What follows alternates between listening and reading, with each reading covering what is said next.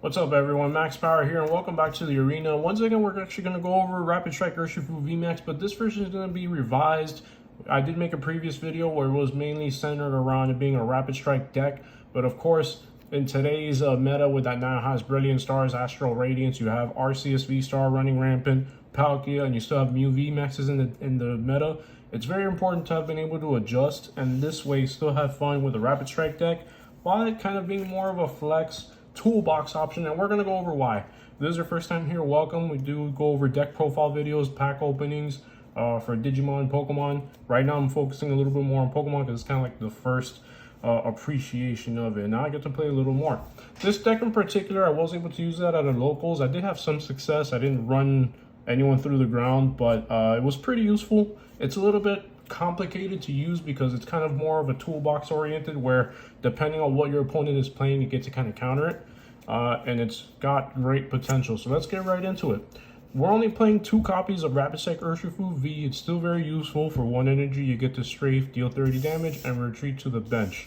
This will help, obviously, the Rapid Strike Urshifu VMax because for 1 energy, again, if let's say you don't get enough energies, you could use Gale Thrust. Whenever it comes from the bench to the active, instead of dealing 30, you get to deal 150 damage plus any of the adders that you might have for your deck. So it's definitely still the bread and butter of this deck, definitely worth considering. And let's see now what other uses and aids this deck has. Of course, can I have a Rapid Strike deck without Sobbles, or pretty much any deck without Sobbles nowadays? We're running 3 copies. Might be a good idea to drop one of the cards I'll mention later to add a 4th one. You can never go wrong with that.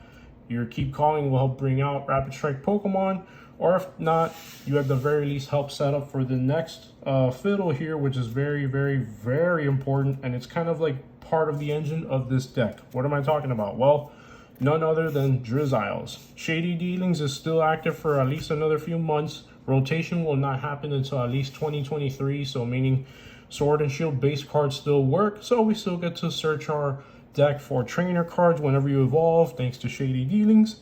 And this is still so useful, so impactful in the meta, very important. And that's why so many decks are running them today, like RCS V-Star, Palkia, you name it. Even this deck that it's a Rapid Strike deck, but it's a little different now. We'll go over why in a few. This deck still runs 2 Quick Shooting Inteleon. I might actually swap out one of these and add in another Shady Dealings Inteleon because the Quick Shooting ability is still useful. It's not as paramount as it was before because there's not really a lot of decks that do spread damage. You have decks that now are running Manaphy, which actually prevents bench damage. So that's why this has been cut down. I might do the same. But regardless, this can actually help up still against matchups where you can't attack the active. For example, if you go up against a Blissey V that is playing Miltank, which they all do, you're not going to be able to attack with your Urshifu because of its ability. Instead, you get to quick shoot it, maybe quick shoot it till it knocks out, or maybe you get to attack with a different Pokemon. So it's definitely worth considering. Shady Dealings Inteleon is the man right now, even though he was kind of like second fiddle compared to its Rapid Strike counterpart, but now Shady Dealings is just more and more useful because you get to search out those trainer cards, especially if you have scoop up nets, so you get to recycle, you get to bring the cards back from your active or your bench to your hand, and you get to evolve, search again. It's an endless loop and it's so useful. Speaking of endless loop, we have Snorlax with Gourmandize. Why? Well, this Gourmandize lets you draw until you have 7 cards in your hand every single turn, as long as you're not going to attack, because it does have to be in your active. You get to load it up. This is a good use to have in your card, in your deck. Only 1. I might try it out with 2, but I've seen decks run 1. And then at least so while you're setting up your Urshifus, your Sobbles, anything else, you get to just search until you finally are ready and you get that scoop of net and you get it out of the active, and then you go rampant on your opponent. What are we doing that with? Well, here's where the deck differs now. Galarian Moltres V. Dire Flame Wings is so strong, it's so powerful. You get to get a dark energy from your discard attached to your Moltres.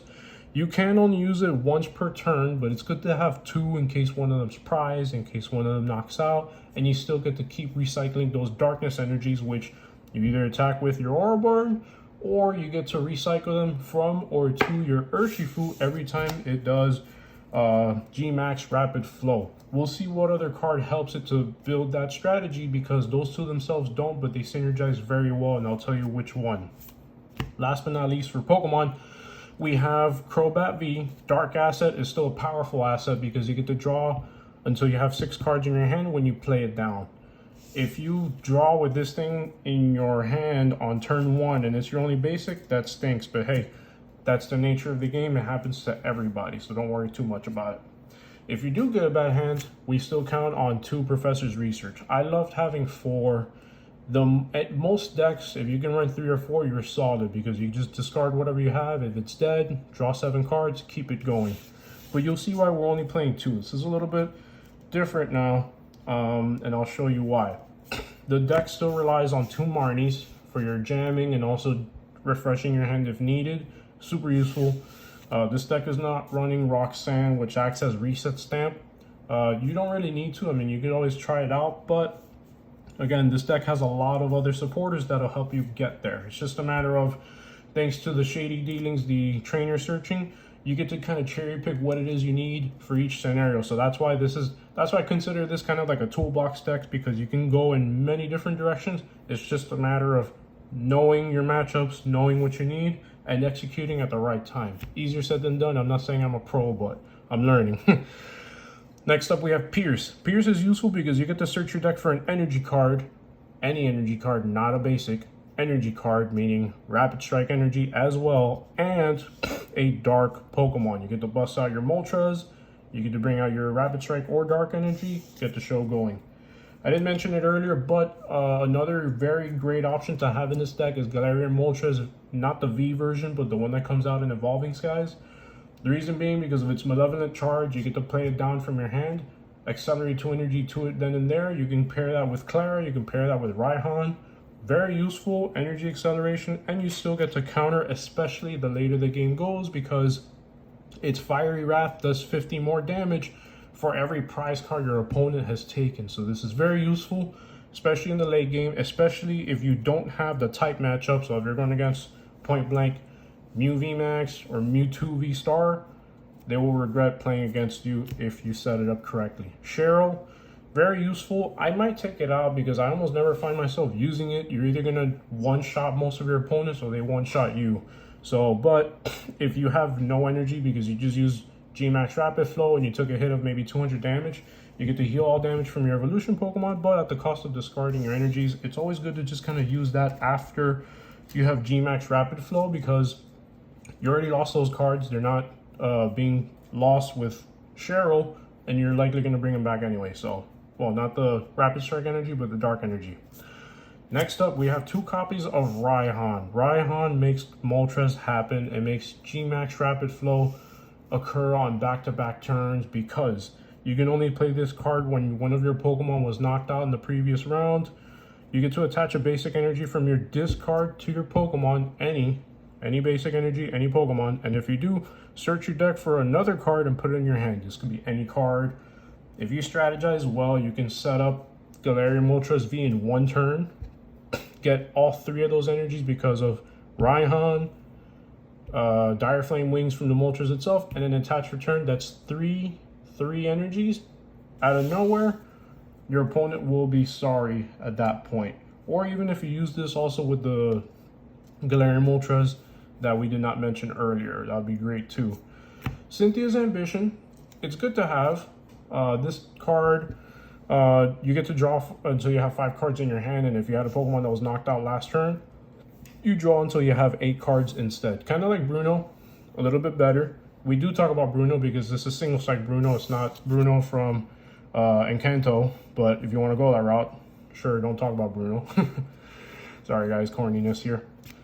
And we've got 2 bosses orders. I would love to have 3. I did have 3, but of course it's something I got to play around with the ratios, especially with the supporters, because there's a lot of them. But you have to have some amount of bosses orders because it's just so useful. Switch one of your opponent's bench Pokemon with their active.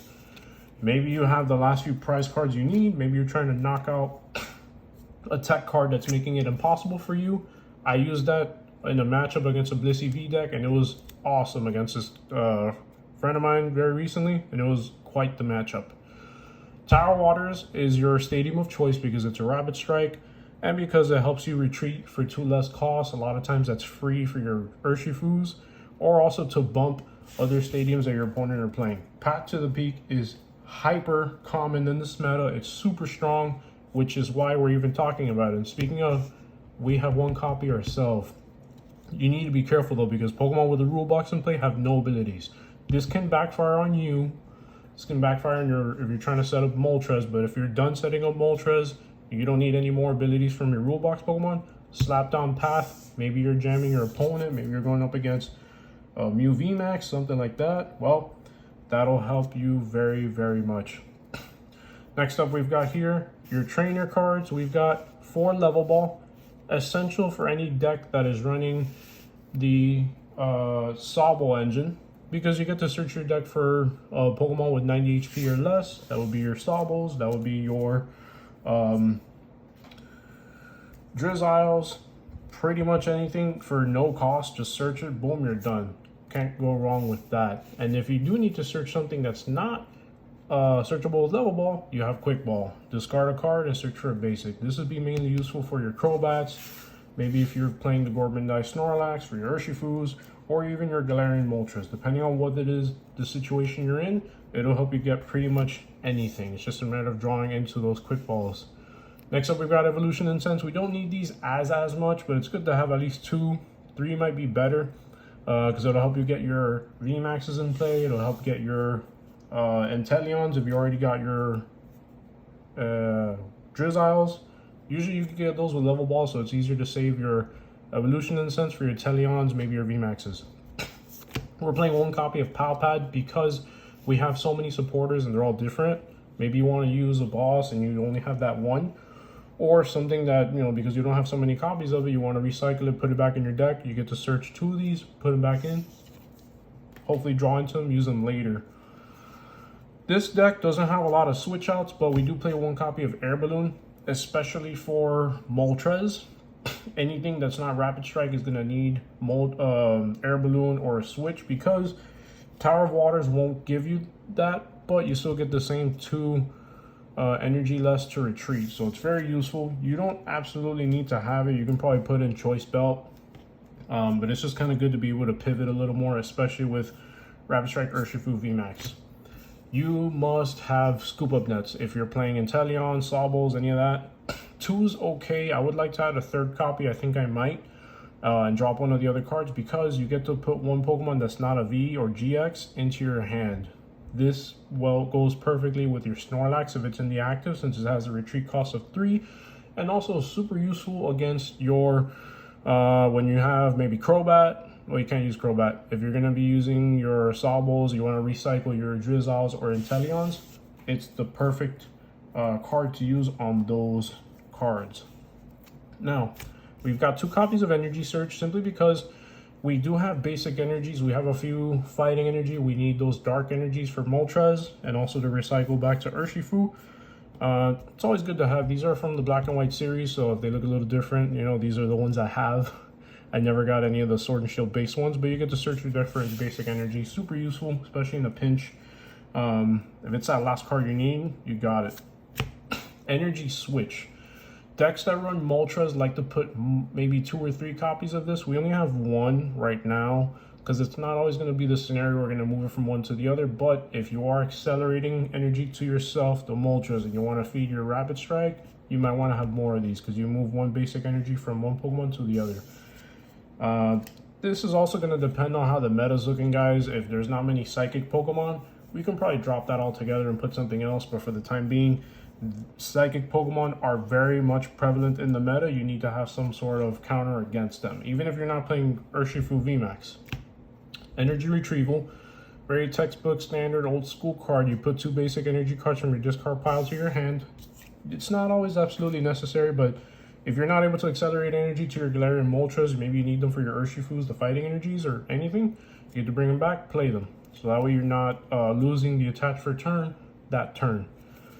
Now, the switch outs that we do have for this deck, 1 copy of Switch. I had more, but this deck has so many options here that because of that toolbox aspect, you just kind of cherry pick what you need here and there. So 1 copy is not bad, especially if it's not prized. You can just bring it out with your Drizzles, and Inteleons, and you switch your Pokemon. It's not as necessary as, say, if you watch my previous video with Mew, because, you know, they rock their Genesects. And not a lot of these Pokemon are very heavy, mainly just a Snorlax, maybe your Crobat. Everything else relies on Tower of Waters. Nonetheless, we run 2 copies of Escape Rope. I was thinking of dropping these, but in the last matchup I had against that Blissey V Miltank deck, this almost won me the game. I just needed 1 more prize card, and we tied. But I just didn't have the energy on my Urshifu VMax to knock out the Blissey. Nonetheless, you get to switch your Pokemon and theirs. The only bad thing with this, as opposed to like Cross Switcher or Boss's Orders, is that you cannot choose which Pokemon your opponent's going to play. It's up to them, but sometimes it'll put them in a jam too, especially if they don't have a lot of options on their bench. Decks like Blissey V don't run a lot of Pokemon on the bench. They don't like to load it up. Or if you're going up against a Palkia V, your opponent's not going to be loading up the deck. So that might be a good consideration, especially if you have a bunch of those lying around from Battle Styles. We've got 4 copies of Rapid Strike Energy. In the previous setup, this deck relied heavily on the Rapid Strike Energy, but right now I'm highly considering dropping one of these to add maybe another Sobble, to add maybe another supporter, something else, because you don't really need 3 all the time, especially since there's still a lot of hard counters to special energies. Definitely something to consider. Maybe you want to include some basic energies, which is actually what we're doing right here.